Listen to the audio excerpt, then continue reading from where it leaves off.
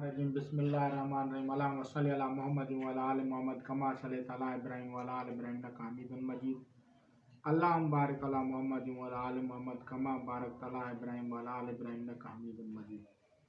औज़ु बिल्लाहि मिनश शैतानिर रजीम बिस्मिल्लाहिर्रहमानिर्रहीम।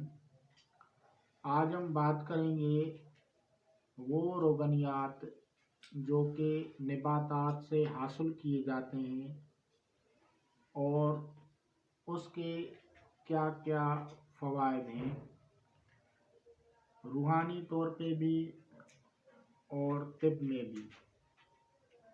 नबातात में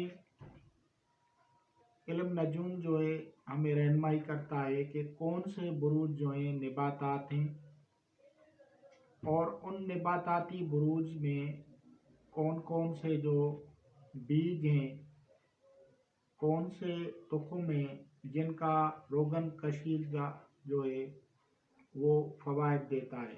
तो सबसे पहले हम इसकी तरफ आते हैं।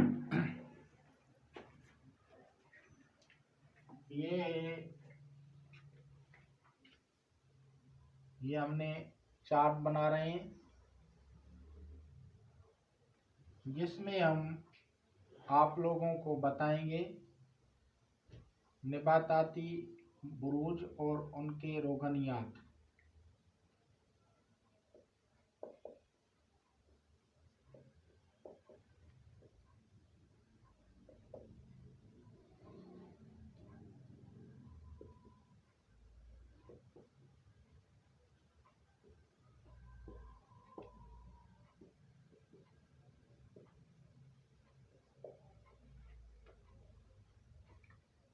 तो सबसे पहले बुर्ज सौर जो है ये नबातात हर्बल है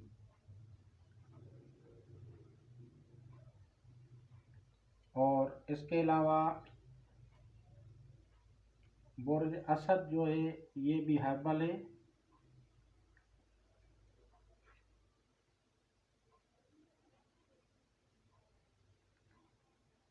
और बुर्ज अकरब जो है ये भी हर्बल है।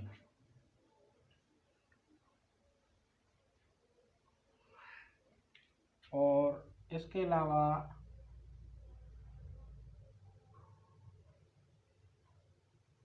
ये भी हर्बल है।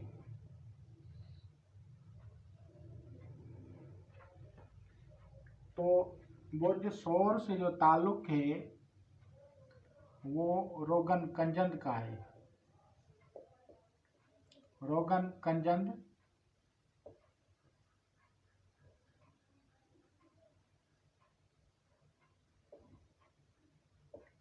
यानी रोगन तिल तिल तिल का रोगन।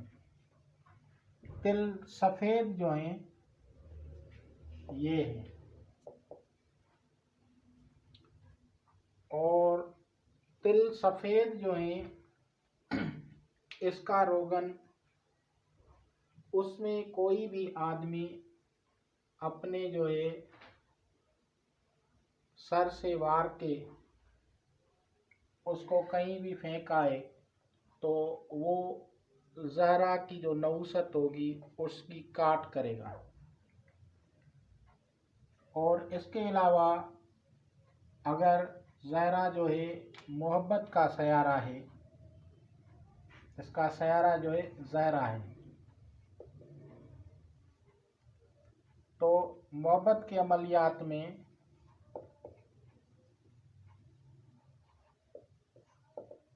खसूसी तौर पे तिल का तेल शामिल किया जाता है और इसके अलावा उसमें दूसरा फ्लेवर डाला जाता है, यानी एसेंस इस तरह की डाली जाती है जिस तरह से चंबेली हो, गुलाब हो, तो वो उस बुर्ज या उस सयारे के मुताबिक उस रोगन में शामिल की जाती है।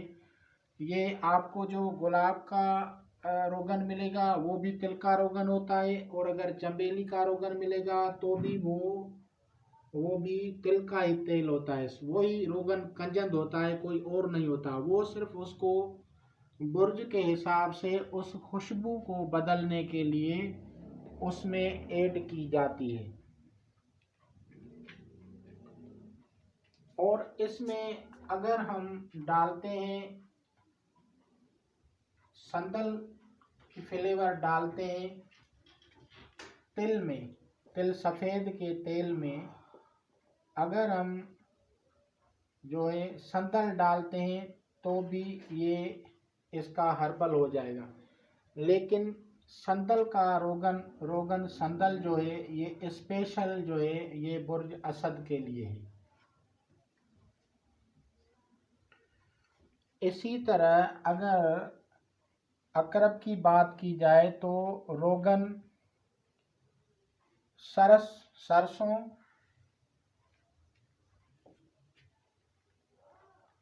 सरसों का रोगन या मस्टर्ड ऑयल जो होता है ये इससे बनता है और इसमें जो खुशबू होती है वो कोई और भी डाली जा सकती है, लेकिन इसकी अपनी एक अलग से खुशबू होती है। और इसका जो इस्तेमाल होता है वो ख़ास तौर पे जादू को बातिल करने के लिए, जिन्नात का इलाज के लिए,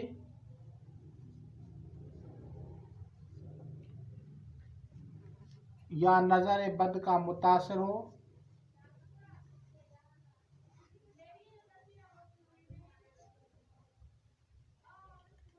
तो ऐसी हालत में जो है सरसों का तेल ख़ास तौर पे इस्तेमाल किया जाता है। और हर्बल में दूसरा आता है दिलो, तो उसके लिए रोगन कंजंद स्याह यानी स्याह तिल, उसके रोगन में जो है उसका इलाज किया जाता है। यानी तिल के रोगन स्याह तिल जो होते हैं उसका जो तेल निकाला जाता है उसको उसमें उसके नक्श को जो है वो इस्तेमाल किया जाता है। अब इसके फ़वाइद बताते हैं हम आपको, वो इसके किस तरह से इस्तेमाल किया जाता है। अगर किसी बर्तन में, छोटा सा कोई बर्तन हो, उसमें रोगन स्याह तिल जो है, स्याह तिल का रोगन जो है उसको आप उस बर्तन में डाल के और जितने भी घर के आदमी जो मुतासिर हों जादू जिन्नात के या शयातीन के, या जिसके ऊपर ज़ोहिल की नहुसत हो या शनि की नहुसत हो, वो उसमें अपना चेहरा डालें और फिर उसको ऐसी जगह पे फेंकें जहाँ पे किसी आदमी की क्रॉसिंग नहीं हो, तो उसको फिर वापस आ जाएं तो ये उनके ऊपर जो असरात होंगे वो सारे असरात जो हैं उनसे निकल जाएंगे। ये हर हफ्ते को करना होता है और 8 हफ्ते तक करना होता है, तो ये उससे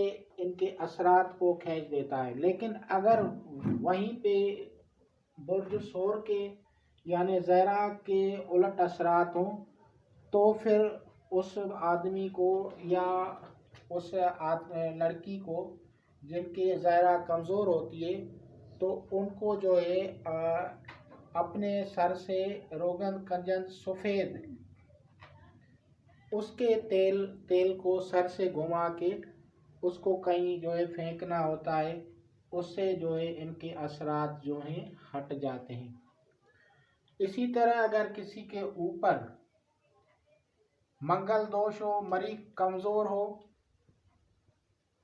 तो उस तरह इसको जो है इनके असरात की काट के लिए जो है जो सरसों से निकला हुआ तेल है उसमें मरीज़ अपना मुंह देखे और देखने के बाद उसको जो है वो कहीं ऐसी जगह पे फेंका है जहाँ से किसी आदमी का गुज़र नहीं हो, तो उनके असरात जो हैं वो हटना शुरू हो जाएंगे।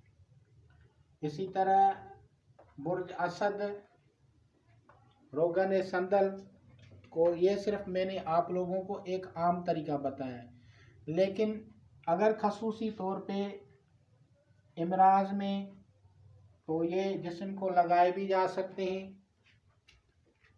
और इनको जो है अद्वियात के तौर पे भी इस्तेमाल किया जा सकता है।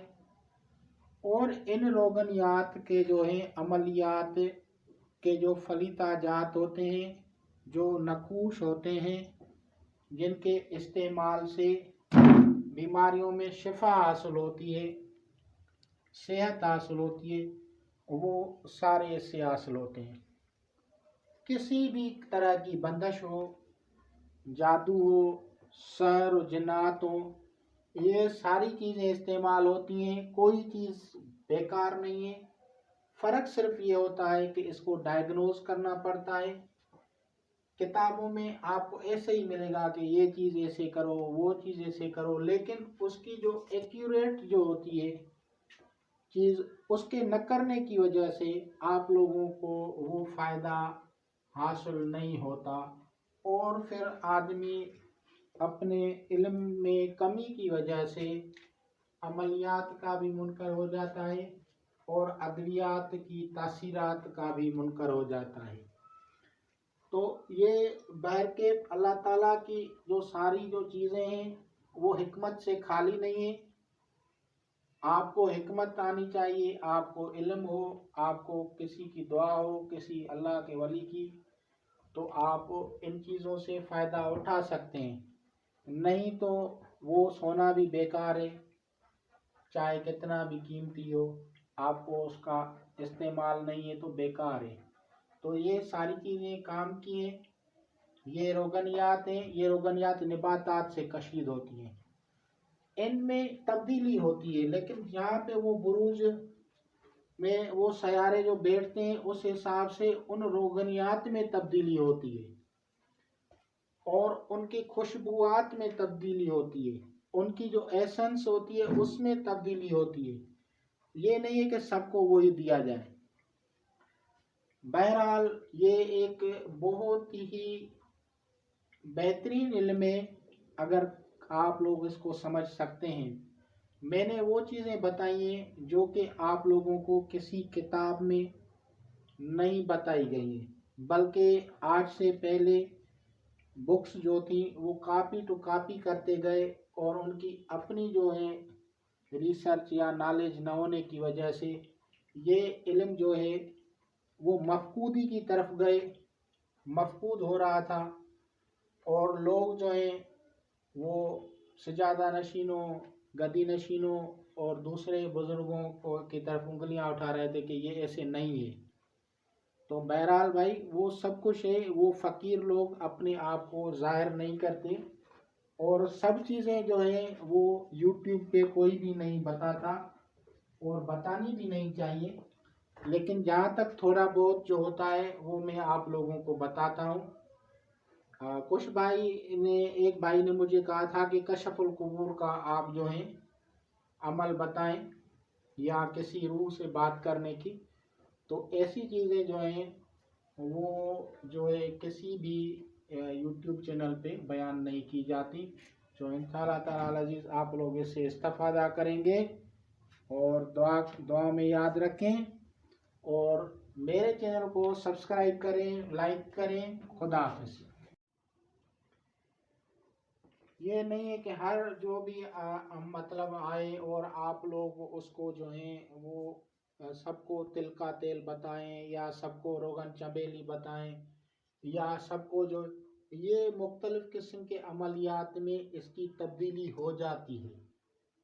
और सयारगान की नशस्त के हिसाब से जो उलमाए इस्लाम पहले थे वो बहुत सारे उलूम जानते थे और उस हिसाब से उसको जो वो मरीज़ों को बताते थे कि ये इस तरह से इनको अद्वियात में इस्तेमाल किया जाता है या अमलियात में इसको इस्तेमाल किया जाता है।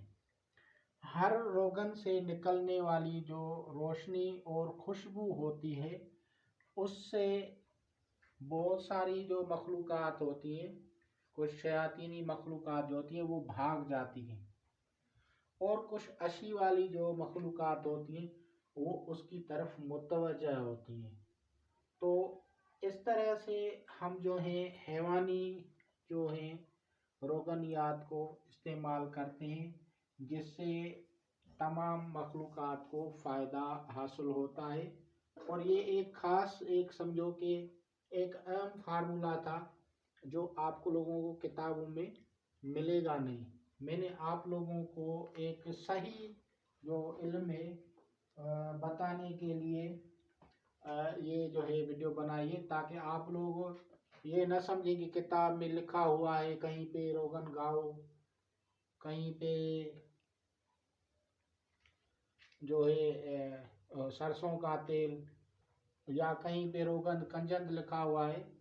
तो उन ऐसे लिखने से कुछ नहीं होता जब तक आप लोगों को सही पता नहीं हो। तो इंशाल्लाह ताला अजीज़ आप लोग इससे इस्तेफादा करेंगे। खुदा हाफिज़।